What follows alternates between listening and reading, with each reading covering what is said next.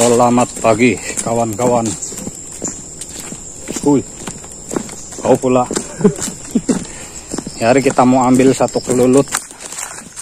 Ini kelulut rasanya tiada harga lah. Kalau untuk benternak lebah atau kelulut ini mungkin tiada gunanya lah kita pelihara. Sebab dia tidak menghasilkan madu yang banyak ya. Saya sebagai penghobi kelulut, saya suka kelulut jenis ini.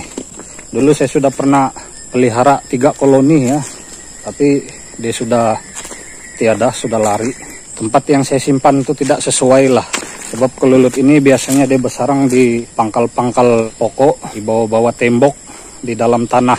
Dia jenis kelulut yang suka di dalam keadaan yang tidak begitu terdedah kepada matahari, dan juga tempat yang sejuk lah, dingin. Kita tengok apa jenis kelulut itu yang boleh dikatakan kelulut yang tiada guna lah, tiada manfaat pun kita pelihara. Tapi bagi saya suka koleksi kelulut ya. Tupai banyak, tupai hitam, tupai taspok tidak nampak, tupai hitam banyak ya. Sekarang lagi musim buah-buahan. Ini kita ambil kelulut di tempat yang tidak biasanya ya, tidak berapa jauh dari kampung saya. Lihat. Apa ini? Nah, di tempat di kuburan. Tapi bukan kita mau korek di sini ya, di kawasan perkuburan ini dia ada berhampiran, bersebelahan di bawah nih. Nih. Di bawah pokok besar atau pokok durian. Oke. Kita abaikan kuburan itu, kita langsung saja pergi tempat tujuan kita. Mudah-mudahan dia bukan di bawah akar pohon tuh ya. Nah, nampak tuh, ini jenis kelulut Tetragonula melanocephala. Nama singkat dia orang biasa sebut melano saja. Dia ada satu jenis lagi ya, yang warna oranye juga begini, warna keemasan. Perbedaan dia di bagian kepala, warna sama, bentuk, size semua sama. Ciri-ciri dia bersarang biasanya di mana itu sama, semua bersarang di dalam tanah atau di tembok. Tapi yang membedakan dia kepala dia. Kalau melina dia keseluruhan dia punya badan semua warna oranye ya. Beza dengan melano ini dia punya kepala, bagian kepala itu hitam. Nah, ini jenis melanocephala. Kasih bersih dulu, nanti kita coba korek boleh dapat ke tidak. Kawan-kawan, ternyata ini rezeki kita ya. Niat kita tadi mau ambil ini saja, kelulut melano ini. Tapi apa yang saya jumpa, nih kita tengok. Ini kelulut melano yang tadinya memang saya mau ambil. Tidak sangka di sini di atas nih. Kita jumpa satu koloni terminata di sini. Cari lain, dapat lagi yang lain. Saya kira tadi dia lebih safe ya. Rupanya kelulut melano ini pun ada yang warna hitam juga, tidak semuanya berwarna keemasan.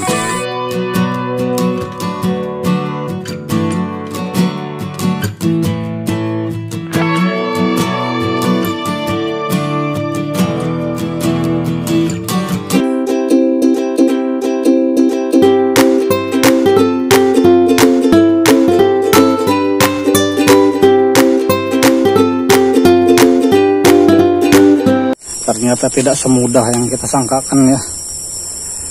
Ini saya sangka tadi kita senang mau ambil dia sebab ini ada busut nih, gundukan tanah ini. Jadi perkiraan saya mungkin dia punya sarang di gundukan tanah ini saja. Tapi bila saya korek sampai dalam sini di pangkal pokok, belum jumpa di sarang, malah kita kehilangan di jejak corong dia. Tadi corong dia ada di sini ya. Korek. Tup sampai sana, tidak tahu di mana sudah dia punya ini. Tapi saya yakin ini memang dalam ini, sebab pengalaman saya mengambil sarang melano ini memang semua kebanyakan di bawah pohon ya, di pangkal akar, di bawah sekali ini. Memang susah kita mau dapat dia punya sarang. Biasanya memang dalam. Itu kalau kita beruntung dia bersarang di batang pokok yang sudah buruk. Kita coba korek yang terminata ini saja dulu lah, supaya kita tidak rugi lah di sini. Sarang terminata ini kita sudah dapat. Lumayan juga ya, besar dia. Nah, tuh. Jadi yang ini pun kita tidak mau terlampau bongkar dia punya sarang. Kita langsung masukkan saja. Yang ini tanah kita buka sikit-sikit sebab dia sudah menyatu nih, melekat dengan tanah. Dia punya madu pun ada juga, tapi kita tidak ambil lah. Ini boleh dikatakan mantap juga ini sarang dia nih.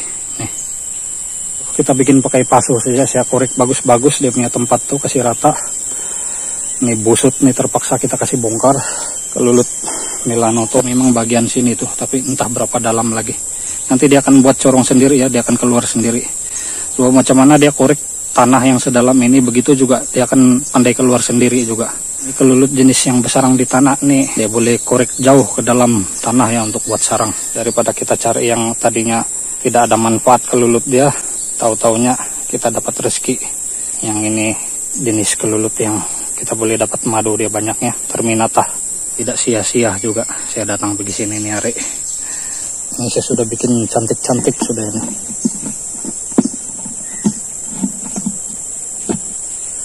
Pakai kabel tie saja nanti, atau tali ke apa. Di sini nanti kita taruh plastik juga. Lapis ini lubang dia, saya sudah tutup pakai simin board. Nanti mesti ada yang bertanya macam mana kita mau pasang topping kalau yang begini sudah. Untuk ukuran pasuh yang besar bagi saya kita tidak perlu pasang topping pun. Nanti dia punya madu itu akan menempel di pinggir-pinggir di sini juga nanti. Tapi kita mesti pakai pasuh yang besar ya, lebih besar lebih bagus. Sama juga dengan kaidah kotak tanpa topping. Begini juga sama. Nanti dia punya madu tuh di sini saja, di tepi semua, telur dia di tengah, madu dia semua di tepi. Sama juga kita senang juga mau sudut dia punya madu. Ini rupa dia. Paksa kita simpan saja macam tuh.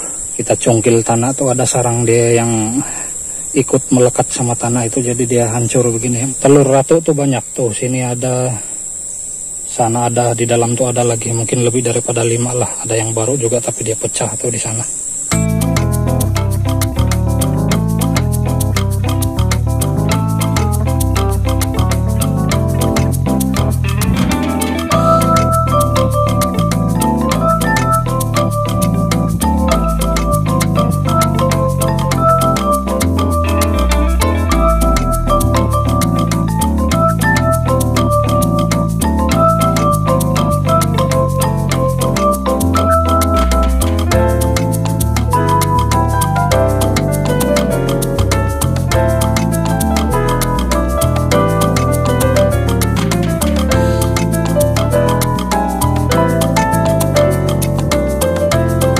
Sekarang kita sudah selesai. Jadi tadi niat mau ambil kelulut Milano ini, kita dapat pula yang ini.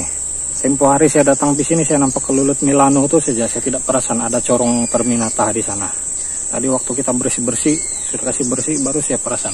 Rupanya ada Terminata di corong tuh di sini. Jadi korek punya korek. Kelulut Milano ini kita tidak dapat jumpa di sarang, sudah dalam kita korek nih. Lumayan lah keras. Belum jumpa, jadi saya ambil keputusan untuk ambil yang ini. Yang ini memang penghasil madu terbaik ya, Terminata, Itama, Thoracea. Itu penghasil madu terbaik kalau di tempat kami. Kalau macam Apicalis, Bingami ataupun spesies-spesies yang lain itu di sini susah mau jumpa ya, saya sendiri belum pernah jumpa. Bingami saya baru 1 kali nampak dulu di sini, tapi itu adik saya yang dapat, bukan saya. 1 koloni saja. Nah, Thoracea ada beberapa tempat. Kebetulan hari ini rezeki kita dapat yang lebih baik dari yang tadi itu. Milano itu tidak menghasilkan madu. Dia ada madu tapi untuk makanan dia sendiri juga. Terminata dengan Itama ini mantap. Cuma kalau dibandingkan dua jenis kelulut ini, Itama dengan Terminata, Itama itu lebih banyaklah menghasilkan madu, lebih cepat.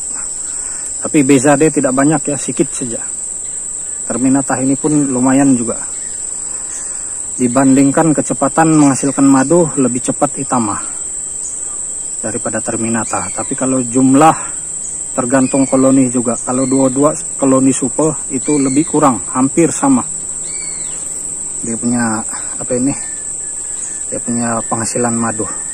Beza dia, masa dia saja untuk menghasilkan madu itu lebih cepat Itama dibandingkan dengan Terminata. Kalau di tempat kawan-kawan itu adanya kelulut ini saja pelihara, 2 jenis ini. Dia memang penghasil madu. Kebanyakan di tempat-tempat yang lain di Indonesia, di mana-mana ya, di Malaysia ini saya tengok memang Itama itulah menjadi pilihan. Tapi selain Itama ada satu lagi ini Terminata, dia boleh tahan juga, boleh coba pelihara. Setakat ini saya belum boleh kasih tengok kamu dia punya hasil madu, sebab saya Terminata ini kebanyakan koloni-koloni baru ya, yang koloni-koloni lama itu sudah musnah semua karena serang semut, ada yang diserang BSF, macam-macam lah, ada yang lari sudah, mungkin dia tidak sesuai kan, jadi dia lari diserang sama kelulut lain, contohnya diserang kelulut lebih safe. Tapi saya pernah mendapatkan madu yang asli di hutan. Terminata ini pun boleh mencapai 1 liter ataupun lebih dia punya madu untuk satu sarang, satu koloni kalau di hutan. Kalau di rumah itu belum ada lagi yang betul-betul menghasilkan madu sampai 1 liter lah untuk yang Terminata ini. Rata-rata di atas 300 ml. Tapi untuk yang di rumah itu semua koloni baru ya, dia sudah ada madu cuma tidak banyak lah, dia baru mau berkembang dia punya koloni. Kebanyakan koloni pecah-pecah koloni, yang koloni asal dulu punya itu sudah tiada sudah. Dan Itama saya itu sudah ada 4 hingga 5 yang sudah menghasilkan madu yang banyak. Boleh tengok di video-video saya yang sebelum-sebelum ini, macam mana saya dapat hasil madu dia, macam mana saya ambil kelulut dari hutan, jenis-jenis dia, cara-cara penjagaan dia. Ada semua di video saya. Saya punya video sudah mau lebih daripada 150 ya. Ceklah satu-satu siapa yang berminat. Ini untuk yang baru mau belajar, boleh rujuk saya punya video. Boleh cari juga, ramai kita punya konten creator yang membuat konten pasal kelulut, boleh rujuk juga. Oke, kalau kita ambil kelulut di hutan, jangan kita begitu ambil terus bawa pulang. Kita kasih biar dulu di sini untuk 3 hari, 4 hari begitu, ataupun makin lama semakin bagus ya. Kita kasih masa dia untuk kasih bagus balik dia punya sarang. Lepas itu kelulut-kelulut yang sudah lari tuh bertaburan di luar tuh dia akan masuk balik pada waktu malam ataupun petang, baru kita ambil. Cara dia, kita datang waktu malam ataupun petang, sumbat dia punya lubang, bawa pulang rumah. Nah, di rumah tuh baru kita buka dia penutup corong dia tuh. Banyak kelulut di luar tuh yang kelulut pekerja, dia tidak sempat balik di sini ataupun yang tidak masuk di sini waktu proses kita mengambil ini. Dia mesti lari punya, tapi nanti dia akan balik juga. Nah, sekarang dia mulai masuk sudah. Yang ini selesai sudah. Kita mau pulang.